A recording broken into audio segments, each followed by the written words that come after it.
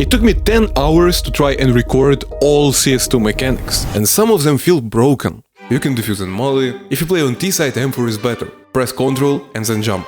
I didn't see any YouTuber talking about this before, so watch till the end to see these top secret mechanics. Few people know this, but a Molotov only starts dealing main damage about a second after it lands.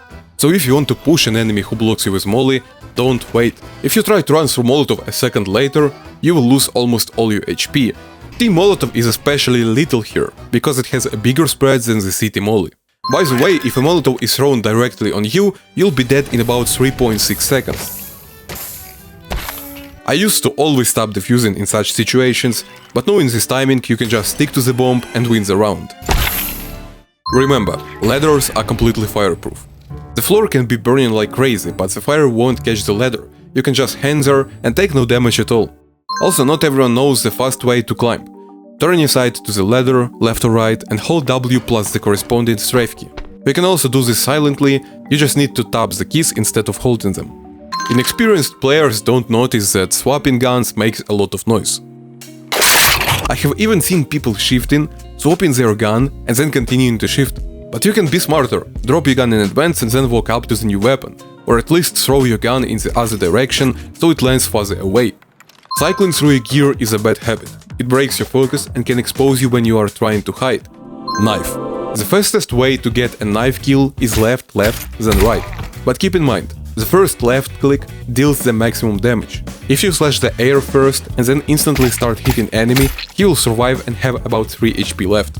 If you type this command into the console, you can see your current movement speed. Running with your knife gives you max speed, but it drops if you make sharp turns. You should make smooth turns, or even better, turn while jumping. Also, if you start a jump with your knife and switch to your gun mid-air, you'll keep that knife speed until you land. This is a great trick for peeking, like, for example, when you want to push long on dust. Everyone knows about B-hopping, but many people forget that you can surf as well. And I'm not talking about custom maps, you can actually do it on competitive maps as well. For example, on overpass near monster, but it's most useful on nuke. Jump from silo onto main and slide down to reach the entrance. This trick is known as a ROPS move and is the fastest way to push main. Smokes in CS2 act a bit strange. If you throw a second smoke exactly where the first one landed, it will stuck on top of it. When you die, you drop the last piece of utility you had in your hands.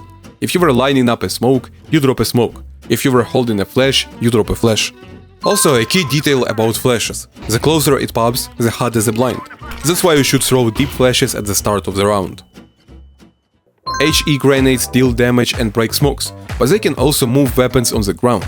If you see a better gun but know that enemy is camping on the corner, just nade it and it will fly right to your feet.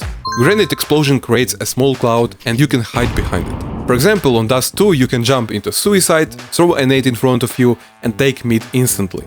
The enemy OPA won't get the shot, but you can kill the city pushing lower or get to the short on early timing. This is rarely used at low elo, your opponents will be shocked. By the way, HE grenades and flashbangs have the exact same physics, so if you know a lineup for a flash, it will work for a grenade. The next mechanic feels broken. If you stand right on the edge where smoke and molly meet, you won't get damage. I don't know why, but the fire just stops hitting you, so we should definitely abuse this in our games. For example, it's a perfect way to pick short on Dust 2. Economy. If terrorists win by bomb detonation, they get $3,500. If round ends when they kill the cities, they get $3,250. That's a $250 difference per player, totaling $1,250 for whole team. So if you are stuck with a bad buy like Deagle and the round is already lost, it's actually better to die before the bomb explodes. You should only save if you have a high value gun that will actually make a difference in the next round. But if you are on T side, always plant the bomb. Even if you have already killed the enemy team, plant it anyway, because that gives you a personal $300 bonus. I used to think that the Deagle one-shots to the head at any distance, but that's not true. If the distance between you and the enemy is very long, you will deal only 99 damage. Luckily, there are very few distances like this in the game. There are many positions in CS2 where you can spot enemies early just by paying attention to their shadows. For example, main on Ancient, ramp on Nuke and box on Dust. Just make sure to go into your video settings and enable all dynamic shadows. We all know that AK-47 is the best rifle in the game. That's why cities always try to pick it up, because their M4 doesn't one-shot if enemy has a helmet. But for some reason, when playing as terrorists, almost no one switches to an M4, and that's a mistake. Cities usually don't buy a helmet, because they expect to play against AKs, which one-shot them anyway. So if we pick up an M4 as a T, we outplay them. First, we get a weapon with a much easier spray, and second, because our enemies only have Kevlars, we can one-shot them to the head even with the M4. The M4A1S doesn't leave tracers in the smokes, and you can use this mechanic to your advantage. If you are playing Mirage, stand in the center of the window, place your crosshair at top mid and just start spraying through the smoke. This way you can easily get a free kill, terrorists will never understand where you are exactly and will keep shooting in the corner of the window, where players usually stand. The bomb explosion mechanics in CS2 are broken.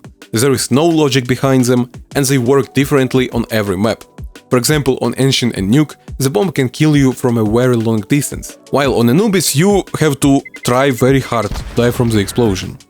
By the way, bomb damage is the only type of damage in the game that doesn't have impact on your speed. The sound of the bomb explosion perfectly masks your footsteps. So if an enemy is saving, push him right after the bomb explodes. He will not hear you coming. Most players know that a simple jump is not always enough to climb objects, so they use jump and crouch at the end. But if you press crouch first and then jump, you will get the highest jump in the game. Without this, many climbs are impossible, and even all jumps become way easier. I guarantee your opponent will be completely confused by this move. Sometimes you can drop silently just by pressing shift, but in some situations it's not enough and you need to press crouch and release it mid-fall. I think everyone already knows about counter-strafing, but still, if you are using weapons like AK, M4, Deagle, you need to completely stop before shooting.